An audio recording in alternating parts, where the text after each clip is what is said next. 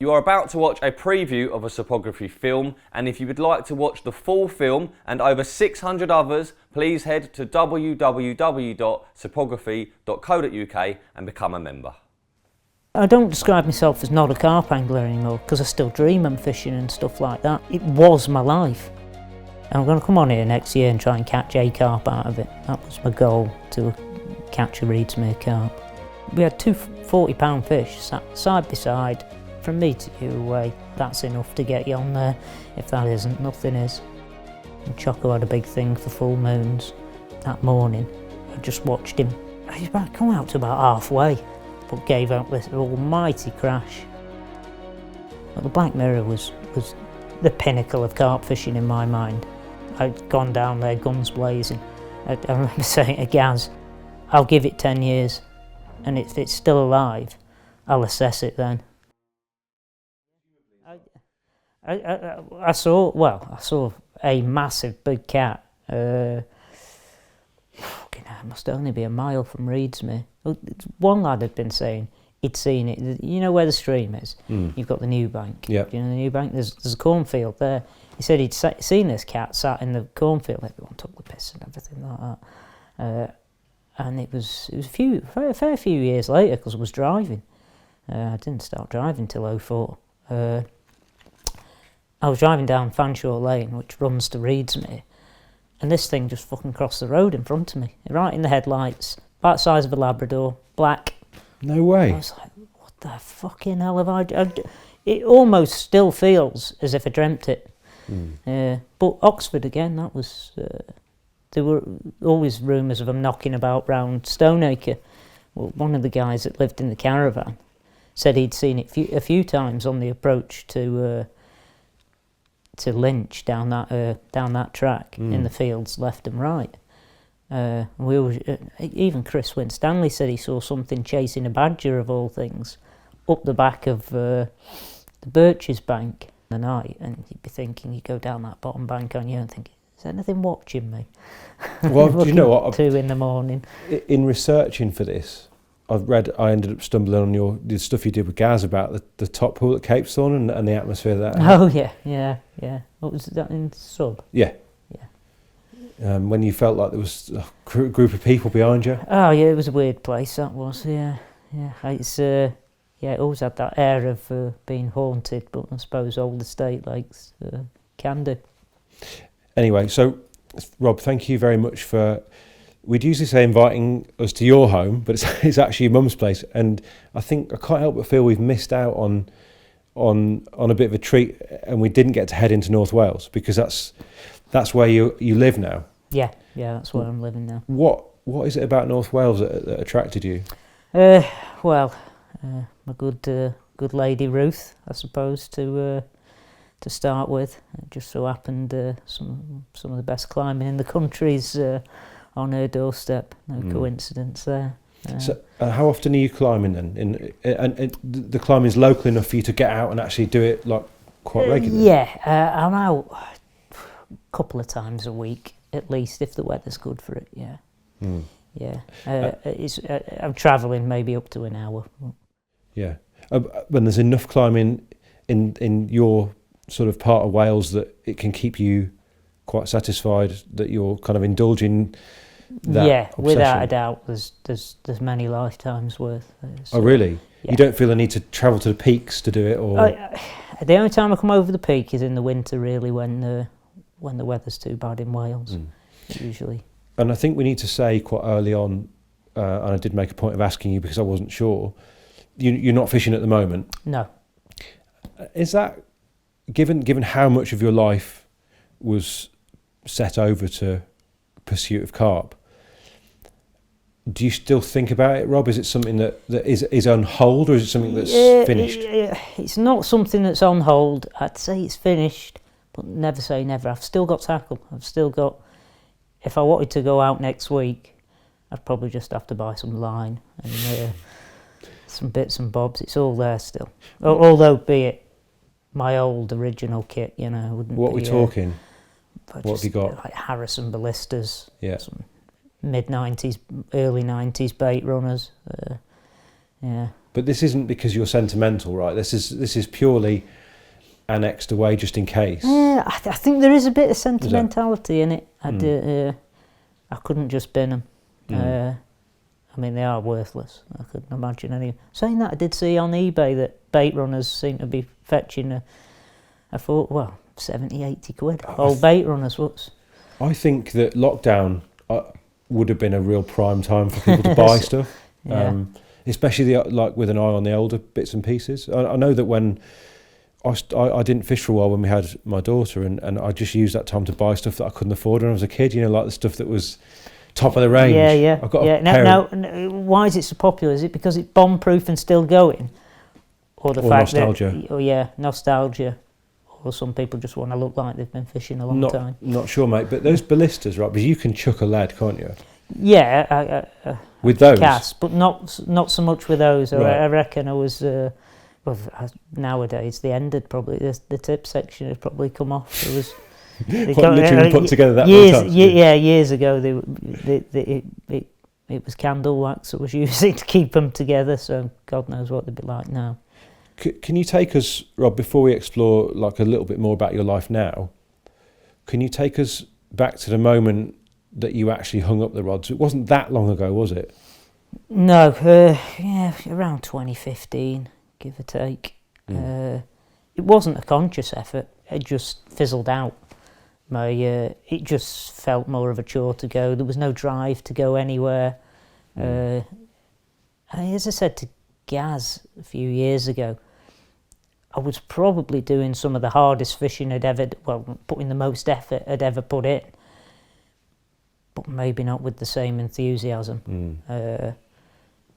Do you think it's... It just felt like I'd got to the stage where I just wasn't enjoying it. I was going through the motions. And how much sort of self-awareness do you need to realise that is happening, or is it like a physical feeling that it was too much? Not so much too much. I just thought, yeah, I'd catch a couple of big fish, and delivery here. It's all right. You go and sort it, mate. I bet there's no key for that either. Maybe. Looking typical, innit? I don't know about you, mate, but all the deliveries I get for the missus these days, I get quite excited when a box turns up. It's never anything for me. No, fucking hammers in him.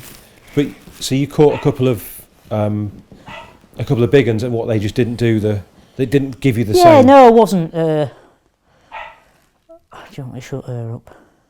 Is it possible? Probably, how would possibly. You do it? Maybe she stopped. She will. It's just the. I'll just put her into bed. Okay, now nothing for hours. Right, get in bed. Come on. Fucking delivery driver. Has it been difficult, Rob, for friends to understand? Because presumably a lot of your mates were fishermen. Yeah, I think a lot of them just. They always say when you're starting again, and for a period of time. Some of them thought I was up to something. I just pretended, and I was onto something. But yeah, no, this. I think they've got the idea now.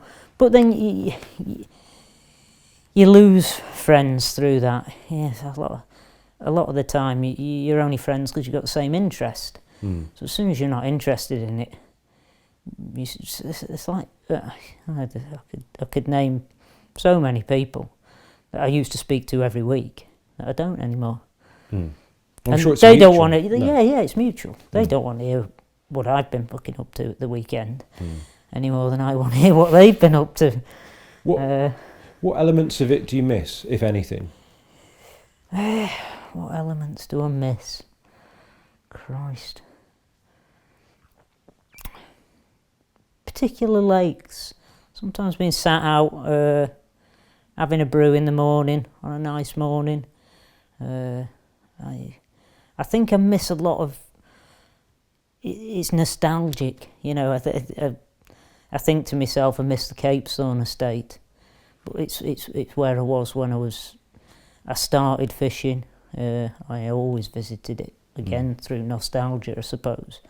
But I just loved being there, and probably still miss that place. Very special lakes. Yeah, Capesthorne, Top Pool, Redesmere. I mean, Redesmere I struggle to go on because a lot of trees have been cut down on it on the new bank and some on the meadow, and it's a bit wounding to see.